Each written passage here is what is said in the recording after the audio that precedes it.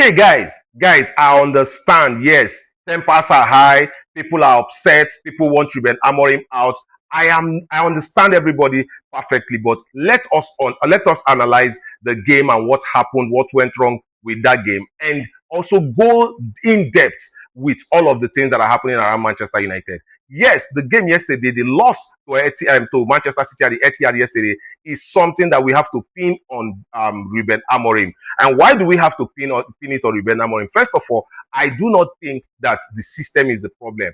My problem with Ruben Amorim is the personnel and how he decides the position that they play. He constantly is playing players out of their position, and that is costing Manchester United and also would cost Ruben Amorim his job. Look at it. Bruno Fernandes is 31. He has no business playing as a deep lying midfielder because even as the number 10, Bruno Fernandes does not have top speed, right? And being 31, he cannot be chasing down players who are younger than him like that. And he's 31 years old in football is actually a player that has passed his prime. And it will be difficult because the Premier League is a league that has been built on pace, speed, strength, and physicality. Yes, that is how the Premier League has been built. And a lot of people know that if you are not top-notch, you cannot play in the midfield. And in a team, the midfield of every team is the engine of that team. And you cannot compete in the Premier League if your midfield is not formidable and very strong. Look at other teams like Chelsea. Look at teams like Arsenal. Look at teams like Man City. Look at all of them. Even though I feel like Man City did not do anything yesterday that warranted them to actually win the game, but it shows how bad Manchester United was yesterday. It shows how bad. And all of the blame would go to Ruben Amorim. Playing Bruno Fernandes out of position. Playing Amad Diallo and Mbeumo out of position because these guys are wingers. You play them in the number 10 position. They are not creating chances. They are running even. They are always shifting to the right side of the pitch because they are natural wingers. And if you look at Manchester United on paper, they look like a team that is actually playing well because the stats always look like it's in their favor. But in reality, Manchester United does not have that midfield to contain any attack from the opposition. And that is why Fulham will get a goal over us. Arsenal will get a goal. That is why Burnley will get a goal because the midfield is porous. The midfield, we do not have the right players in the midfield. Even if we play 4-4-2, even if we play 4-3-3, we do not have the right profile of players in the midfield to help Manchester United curtail the attack of the oppositions, and that is a very big problem. I blame Ruben Amorim for the loss. Like not 100%. If you look at it, Ruben Amorim is culpable for that loss to Man City. But again, let us look at it deeply. Is Ruben Amorim handicapped? Look at the board. Look at the signings we did in the summer. We knew that creating chances and scoring goals was a problem for Manchester United last summer. And we went out to bring in two attacking players, a winger and a midfielder. Number 10 in Cunha and a winger in Bryan Mbeumo, who could also play as in the number 10 position. That is okay. We all loved it. Ruben Amorim wanted Oli Watkins. Somehow the board felt like Oli Watkins is old. But then that is normal because we have a young player, a 22-year-old Rasmus Højlund. We have Joshua Zirkzee there. And we thought that bringing in Oli Watkins to the team would actually be an understudy for Rasmus Højlund and Joshua Zirkzee. Oli Watkins is Premier League proven. He knows how to score goals. He can run at defenders and everything that you think that a striker would do. Oli Watkins is very good to do them. All of a sudden, the board decides that they want. I thought that Christopher Vivel, I thought that Anwar Berada and Jason Wickers, they are people who know football. But then, how has their choices actually vindicated their football knowledge?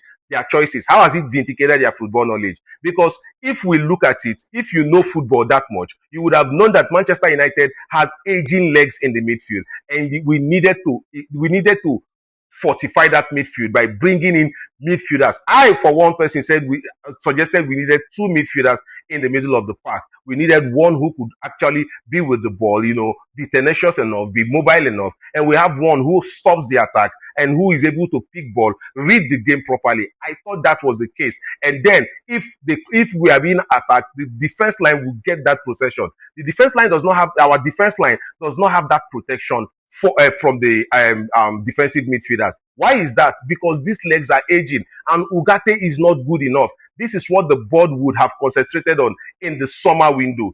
This is why I blame the Glazers, I blame Ineos, I blame Jim Ratcliffe more than I would blame Ruben Amorim, because the board has let Ruben Amorim down once again. The board has let Ruben Amorim down once again. Because how are you going to get a striker that we did not need? We did not need Benjamin Sesko's signing. We didn't need it. We had Rasmus Højlund, we had Joshua Zirkzee.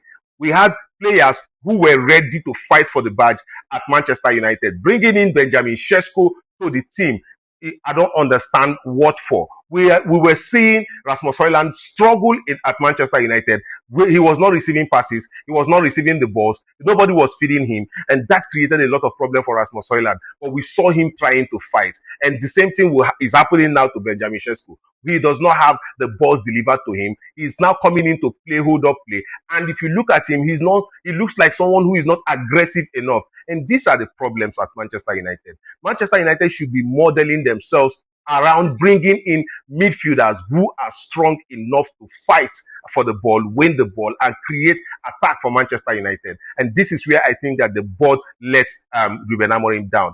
Going to invest 75 million on Benjamin Sesko, where they could actually invest that in the midfield. Look at it. Manchester City went for Donnarumma, and because of Donnarumma, Manchester United was not able to score against City. And these are the fine margins that makes a game.